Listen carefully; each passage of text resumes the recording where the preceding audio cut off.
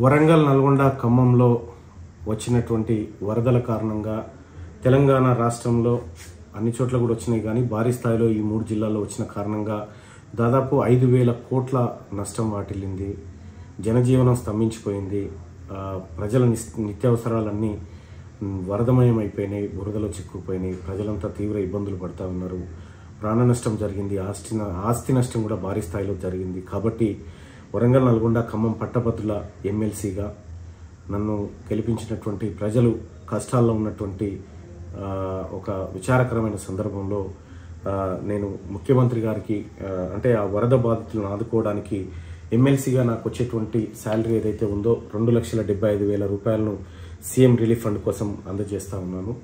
ప్రజలందరికీ అండగా ఉన్నామని చెప్పి చెప్తా ఉన్నాం. మోర్ ఓవర్ ఏంటంటే మీరెవరూ అధైర్యపడాల్సిన పని లేదు, ఈ ప్రభుత్వం మీకు అండగా ఉంటుంది. సో మిగతా